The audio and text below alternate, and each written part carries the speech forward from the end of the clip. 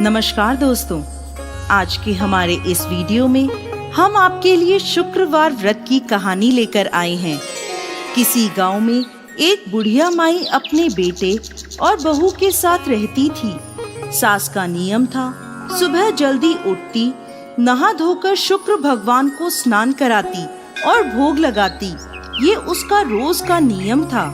एक बार वह तीरथ पर जाने लगी तो बहू से बोली, मैं तीरथ पर जा रही हूँ, तुम सुबह जल्दी उठकर नहा धोकर शुक्र देव को नहलाना, भोग लगाना, सब कुछ नियम से करना। बहू बोली, ठीक है। सास तीरथ पर चली गई, परंतु बहू ना तो सुबह जल्दी उठती, ना शुक्र देव का कोई काम समय पर करती। सभी काम देर से उठकर देर से करती थी। एक दिन जब बहू स्नान कर रही थी, तब शुक्र देव की प्रतिमा बहू को देखकर हंसने लगी। बहू को बहुत बुरा लगा। कुछ देर बाद उसके घर एक पनिहारिन आई। बहू ने उसे कहा, तू शुक्र देव की प्रतिमा अपने घर ले जा, ये मुझे देखकर हंसती है। पनिहारिन बोली, ऐसे कैसे मैं प्रतिमा अपने घर ले जाऊं? मेरे घर में भी बहू बेटियां हैं। अगर तुम कहो तो मैं बाहर गड्ढा खोदकर इस प्रतिमा को दबा देती हूँ। बहू बोली, ठीक है, दबा दो।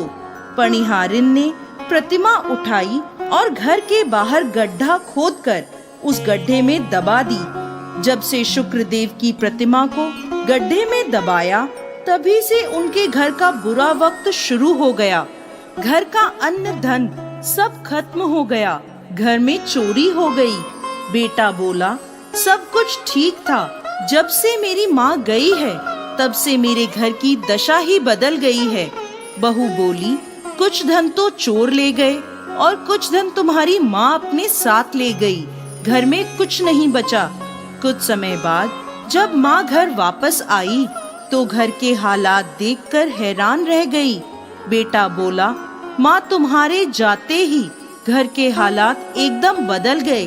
घर में चोरी हो गई। हम अन्न के दाने दाने को तरस गए हैं।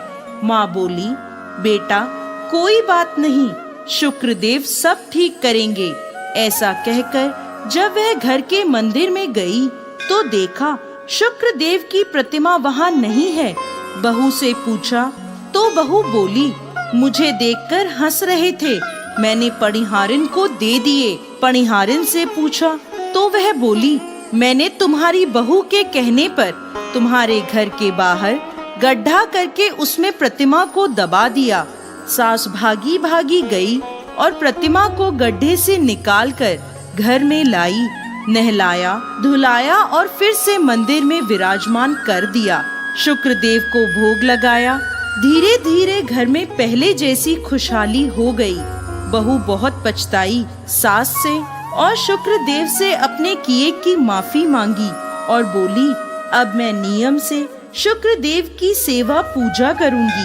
हे शुक्र देव, जैसे बेटे बहू के साथ किया वैसे किसी के साथ मत करना, और जैसा सास के साथ किया वैसा इस कहानी को कहते, सुनते और हुंकार भरते सबके साथ करना।